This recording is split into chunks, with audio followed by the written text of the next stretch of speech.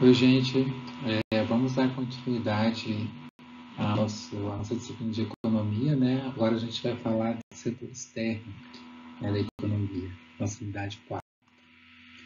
Então, a gente viu antes, no início, quando a gente estava começando a disciplina de economia, né, a gente viu uma economia fechada e sem governo que só tinha dois componentes, né? A gente tinha empresas e tinham as famílias, lembra do fluxo circular da renda, né? Que as famílias vão no mercado de fatores de produção vender sua mão de obra, né? As empresas vão nesse mercado de fatores de produção para demandar essa mão de obra das famílias, né? As famílias com isso vão receber o seu salário das empresas e vão no mercado de bens e serviços para comprar bens e serviços, né? Para demandar bens e serviços que serão ofertados por essas empresas. Aí a gente fecha esse ciclo da renda. E agora, com o setor externo, a gente vai incluir nessa economia mais dois principais agentes, né, que seria o mercado externo, que é o setor externo, né, o resto que a gente chama também de economia, resto do mundo, né, quando você tem seu país, você comercializa com o exterior, você está comercializando com o resto do mundo. E também a gente vai colocar o governo, né, no meio dessa economia também. Então vamos lá, a gente vai acrescentar o governo, vai acrescentar também, além do setor externo, o mercado de capitais, que é onde que vai facilitar essa troca aí entre famílias, entre empresas, entre o governo, o mercado externo, onde vão ser direcionados os recursos, a poupança dessa economia, no mercado de capitais, né, onde as empresas vão buscar investimentos, vão buscar recursos, as famílias vão fazer os investimentos, né, ocorre no mercado de capitais. Então, a gente tem, além das empresas, famílias, governo e setor externo, a gente tem também agora o mercado de capitais. Né? Só para relembrar aqui, as empresas, né, elas são ofertantes de bens e serviços, as empresas remuneram as famílias, né, as empresas viabilizam o consumo, ofertam produtos para o governo, não somente para as famílias, as empresas recebem incentivos do governo, né? A gente viu lá a diferença entre preço de mercado e custo de fator, que são subsídios, né? São incentivos que algumas empresas recebem. Né? As empresas também destinam bens e serviços para o mercado externo, né? As empresas podem exportar, as empresas podem contrair empréstimos também. Muitas empresas são financiadas pelo mercado de capitais, né? As empresas estão precisando de dinheiro, ela pode vender ações no mercado de capitais. As famílias que tiverem dinheiro sobrando podem ir no mercado de capitais e comprar ações dessa empresa. Então, é como se as empresas fossem financiadas por esses indivíduos, né? No mercado de capitais. E também as empresas, né, vão destinar parte da sua renda na forma de tributos para o governo, né, pagar os impostos. Então, vamos lá. As famílias elas vendem mão de obra para as empresas, né, e em contrapartida recebem salários. Aquelas famílias que têm patrimônio, terra, recebem aluguel, né, também as famílias que aplicam no mercado de capitais vão receber juros, né, do volume aplicado lá, ou juros, ou dividendos de ações, aí também, ou rentabilidade de ações também está junto aí no rendimento do mercado de capitais. Dividendos e lucro das empresas, né? Os proprietários de empresas, as famílias também vão receber isso das empresas. As famílias pagam impostos, né? As famílias precisam de moeda estrangeira em algumas situações, então elas compram moeda estrangeira. As famílias recebem transferências do governo, como Bolsa Família, né? Bolsa de estudo, auxílio emergencial. As famílias consomem, né? Principalmente, e as famílias também poupam, como a gente já falou, no mercado de capitais. Vamos continuar. Depois a gente tem o governo, né? O governo ele tem o poder do controle econômico, de fazer política econômica, né? O governo pode incentivar a economia, pode fomentar a economia, é responsável pela organização social e institucional do país, né? Porque o governo não é só o governo federal, a gente tem o governo legislativo, a gente tem o judiciário, que faz parte do governo, a polícia, né? Alguns setores importantes como educação, saúde, tudo o governo está presente. Também o governo está presente em algumas estatais. O governo relaciona-se com todos os agentes, né? E o governo ele tem a capacidade de absorver renda na forma de tributação, ou seja, é o governo que vai estipular a renda, a arrecadação dele, né? Através de leis, ele emite lei, criando um imposto e vai obter renda a partir dessa lei, né? Os tributos.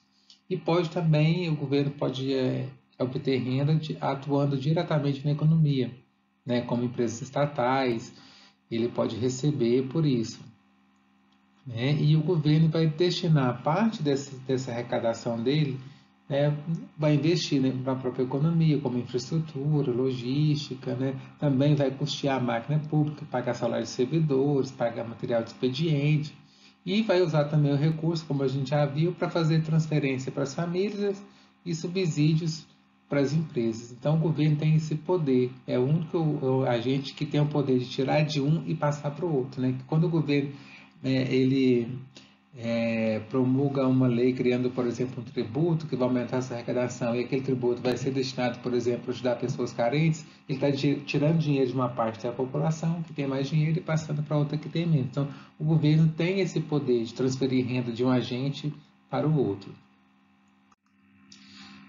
Depois agora a gente tem o setor externo, né, onde a gente tem transferências internacionais, né, a visão estrangeira, o comércio com o resto do mundo. Né? A gente tem as exportações, que é a saída de mercadoria quando eu estou vendendo para fora, para o resto do mundo. Importações, quando eu estou comprando do resto do mundo. Né? Também a gente viu lá, quando a gente foi estudar o PIB, que a gente tem a renda líquida enviada ao exterior, né? A renda enviada, a renda recebida. Também, no setor, por ter setor externo, a gente tem renda enviada e renda recebida. Então, os residentes do país que moram no exterior, né, vão remeter rendas para cá, e os não residentes que estão aqui no Brasil vão remeter renda para os seus países de origem. Então, quando a gente está falando disso, a gente está falando do setor externo. Montei esse esquema para vocês aqui para ficar fácil de entender. Né? Então, a gente vai partir aqui da destinação da renda. Lembra lá o título? Relacionamento entre os principais agentes econômicos. Destinação da renda. Então, a gente vai começar aqui com as famílias. Né? As famílias elas vão receber renda das empresas. As empresas, depois, parte da renda que as famílias receberem, elas vão aplicar, elas vão consumir, né, os produtos que são vendidos pelas empresas. Parte da renda que não for consumida, né, vai ser poupada, vai para o mercado de capitais, vai fazer um CDB, investir em poupança, comprar ações, né, vai aplicar esse dinheiro no mercado de capitais. E as famílias, parte da renda também das famílias vai para o governo, né, pagar impostos. Então, as famílias, vamos recapitular aqui, vai receber salário, parte do salário vai para o consumo privado, parte vai para a poupança e parte vai para pagar o governo, pagar os impostos ao governo. Tá? As empresas também pagam tributos, né, ao governo. Então, aqui o governo está vendo que já recebeu dinheiro das empresas, das famílias, já recebeu recursos das empresas. E também o governo recebe outras, a gente chama de outras receitas correntes do governo, que são os rendimentos e o lucro das empresas estatais que o governo tem participação. Né? O governo também ele vai consumir os produtos fabricados pelas empresas, né? Se o governo, por exemplo, vai comprar papel higiênico, vai comprar folha A4, vai comprar caneta, né? vai comprar gasolina, vai comprar carro, né? Tudo aquilo que o governo consumir das empresas é o consumo público, né? O governo está comprando, então o governo também tem o seu gasto na economia. O governo também vai direcionar recursos em forma de subsídio, algumas transferências para alguns setores e empresas, né, para destinar parte desse recurso para as empresas. Uma parte também o governo vai destinar para as famílias, a gente chama de transferências diretas. E o que sobrar, ele vai colocar no mercado de capitais. Né? Só que o governo, na realidade, ele fica mais devendo do que sobrando dinheiro. Então, na realidade, quando o saldo corrente, que geralmente é negativo, ele vai no mercado de capitais emitir títulos para cobrir o rombo nas contas públicas. Né? Então, ele vai no mercado de capitais. Continuando, agora que a gente tem o setor externo, né, as empresas, né, quando elas exportam, elas vão receber renda do exterior, exportação, e quando as empresas importam, ela vai destinar parte da renda para o setor externo. né? Aqui, como a gente tem setor externo, lembra da renda líquida enviada ao exterior? Então, parte da renda que as famílias recebem aqui, aquelas famílias que são não residentes, vai destinar a renda para o exterior. Aqui eu já estou colocando a renda líquida, que a gente sabe que no Brasil a renda enviada é sempre maior que a recebida. Então, vai ter uma destinação da seta direcionando a renda para o país de origem, né? A renda líquida enviada. E por último, a gente tem que o déficit em transações correntes, né, que a gente chama de poupança externa. A gente vai ver depois no balanço de pagamentos, quando a gente tem o saldo devedor nas transações correntes, né, quando você apura exportação menos importação, a renda enviada menos a renda recebida, né, se o Brasil ficar com saldo devedor, a gente vai ver que o balanço de pagamentos ele tem que fechar. Então, o que vai acontecer? Se eu ficar devedor em transações correntes, né, eu vou compensar isso por outra forma, né? Ou seja, eu vou compensar isso por investimentos do país aqui no mercado financeiro, né? As filiais que vão fazer investimentos aqui no país. Então, eu vou ter uma conta de capital, conta financeira, que vai compensar isso. E quando eu tenho dinheiro de fora sendo investido aqui dentro, é como se o resto do mundo estivesse poupando dentro do nosso país. Por isso que a gente chama de poupança externa. Ou seja, parte da renda, da riqueza de outro país que está sendo investido no nosso país, né? Por exemplo, quando o governo geralmente aumenta a taxa Selic, por exemplo, aumenta o volume de pessoas no exterior que queiram investir no Brasil, porque vai receber um juro maior, dado que a taxa de Selic aumentou. Então, é uma forma também de atrair recursos de fora. Então, vamos continuar aqui. Falando especificamente do setor externo e comércio internacional, né? Que as questões que a gente vai tratar no setor externo? Por que ele é um ramo assim que a gente estuda bem específico, né? Porque ele é cheio de regras, cheio de situações, né? Que vai depender um estudo mais aprofundado para você entender, né? Que você não está sozinho no mundo, tem outros países, cada país tem a sua legislação, né? Cada país tem a sua cultura, a sua especificidade. Então, quando você vai negociar com outro país, você tem que levar isso em consideração. E tem esse ramo, né, geralmente da economia, da administração, do próprio direito, também, que estuda essas regras específicas, essas teorias que compõem o setor externo e comércio internacional. Então, o setor externo nos ajuda a responder questões, né, por exemplo, por que somos o maior produtor de soja do mundo? Por que a França é o maior produtor de vinhos do mundo?